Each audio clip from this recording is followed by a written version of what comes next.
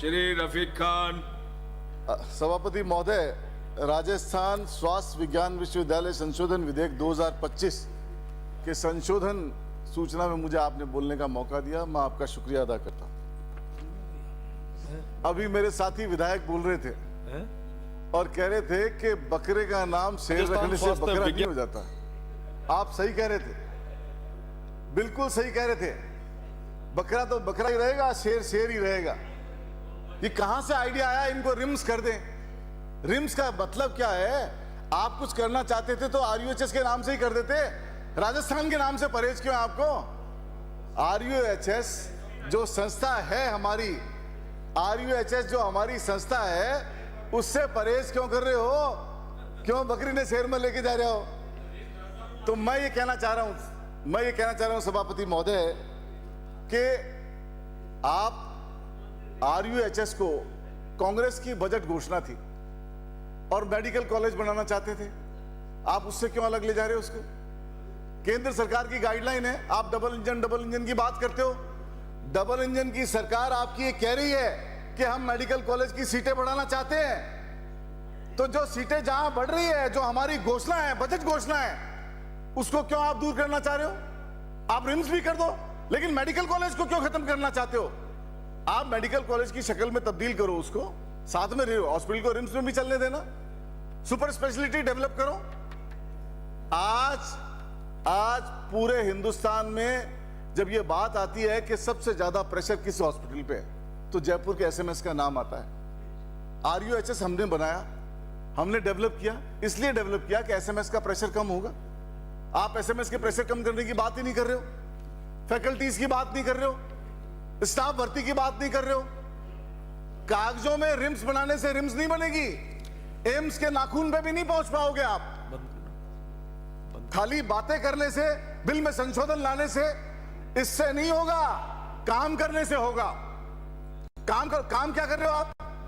काम, हम टावर लेके आ रहे थे, उसको आपने 16 मंजिल पर रोक दिया। अरे क्यों रोक दिया भाई? आपकी जेब से क्या जा रहा था? एक बिल्डिंग जो हम ऐतिहासिक काम कर रहे थे जयपुर शहर में, आपका भी नाम होता, हमारा भी नाम होता, हमने पूरा खाका तैयार किया, पूरे बजट सैंक्शन किया, सारा काम शुरू कर दिया। आपने सिर्फ इस वजह से कि कांग्रेस के कार्यकाल में शुरू हुआ है, इसलिए हम इसको खत्म कर देते। आप सुपर स्पेशलिटी डेवलप करते। तो स्टाफ की पोजीशन देखें तो स्टाफ नहीं है, न फैकल्टीज है, न स्टाफ है, तो नाम बदलने से सारा काम हो जाएगा। बिना स्टाफ के क्या करोगे आप? बिना स्टाफ के बिल्डिंग में खाली अपन एक नाम लेकर के ही बैठेंगे। हमारा ध्येय ये होना चाहिए कि राजस्थान के लोगों को बेहतर चिकित्सा सुविधा कैसे मिले।